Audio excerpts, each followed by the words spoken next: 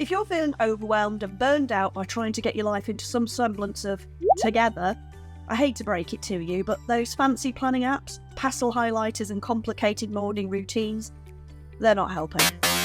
And I bet that morning routine involves kale smoothies, just to add insult to injury. Here's 5 things that I do that have drastically improved my life. I'd call it a minimalist approach, but frankly, I'm just lazy. The first thing is going to blow your mind. It's a list. I know you probably think I'll be licking toads. There's nothing groundbreaking about making a list. But when I see people in overwhelm, they either don't make any lists at all. Make a list. I don't want to make a list. Or they have them all over the place. The fridge, the diary, on scraps of paper shoved into bags, lists of lists. So let's reel it back in, shall we, Listerella? Your basic list should include a shopping list based on a menu. Don't you dare go into a supermarket without a list.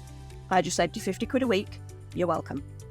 And secondly, a to-do list based on your goals. We're going to get to that soon. It's really key, so stick about for that. And frankly, that's about it. Of course, you might have a few special ones like Christmas presents, but those 2 lists will pretty much do a good job of what you're trying to achieve here, which is a life that actually feels good to live and doesn't stress you the fuck out. My shopping list lives on top of the microwave, and every week I look at the fridge and the freezer and do a menu based on what I have and what everybody else wants to eat. What we need goes on the list. The kids add to the list, which, in theory, when they spot something running low, or ketchup, or toilet paper, or not. This alone saves me going back and forward to the store all the time. My to-do list is based on the goals I'm working towards. Of course, some things get added based on what's happening in my life, but generally I start my working time already knowing what I have to do that week that actually moves things along. It's pretty lean because I practice what I'm going to cover later in the video. Now, you might be a digital person, in which case I recommend Todoist as a digital to-do list. I mainly use paper these days, but I've used this a lot in the past. It's simple to navigate, crucially not hard to learn how to use. We don't need to be spending 6 hours learning a new tool. That defeats the object. I'll link to it in the description. The free version is absolutely fine for every day, but the paid version unlocks more if you want to use it more like a full-time project planner.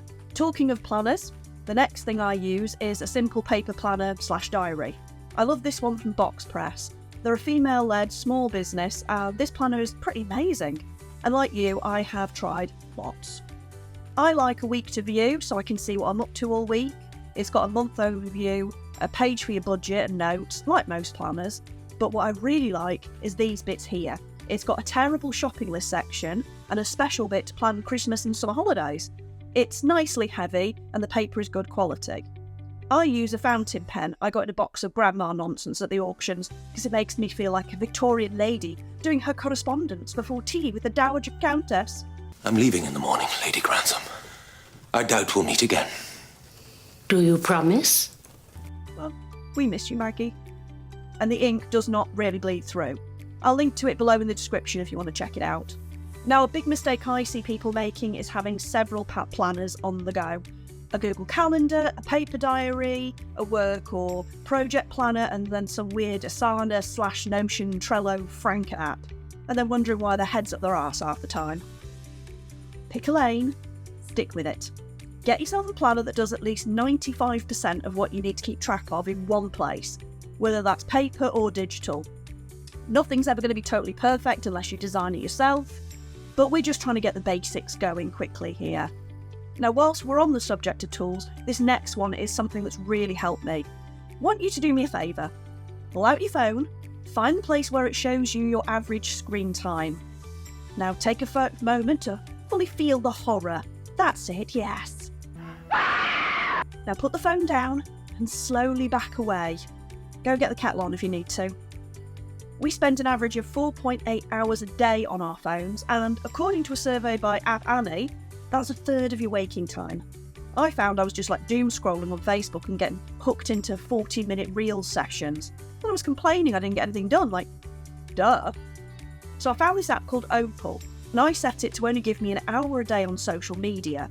Now that's plenty to do any promotion for my business, catch up on what my mates are doing, plus my new favourite pastime, which is hyping up total strangers on Threads for new jobs, weight loss, new houses, or hitting 50 subscribers on YouTube, which is a lovely thing to see on your stats. Hint, hint. Now you can set it to limit certain apps, turn everything off during work time, set time limits, and the funniest thing is when it blocks you, it gives you these neat little screens with quotes on haikus on it. I like that. I use the free version, but if you use my link in the description, you can get the paid version for 30 days, and I get a t-shirt or something. Of course, you can just put your phone in another room, in a drawer, or a locked cage. I can vouch for putting it somewhere else at night if you doom scroll before you fall asleep. Really helps me settle down a little bit quicker if my phone's not about. And if the idea of not having your phone with you causes you a bit of anxiety, well, that's a sure sign that you could probably do with doing this. So we've got our 2 lists, our diary planner.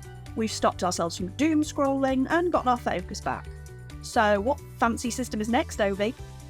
Sorry to disappoint you, but that's it for stuff you can buy on Amazon. You can hit checkout now.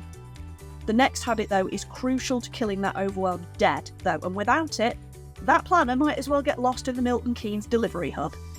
It's saying no to shit you don't want to do, or doesn't serve you. Damn! Now, before you start with it, but I can't not do X, Y, Z, I get it. But if you're here, it's because you've got too much on your plate, and now we're going to scrape off what we don't want or need into the bin. Now, saying no to other people is where a lot of folks fall down. They agree to stuff to keep the peace, to people please, or to prove their worth. Sorry if you feel called out. I'm here to tell you that you don't need to set yourself on fire to keep others warm.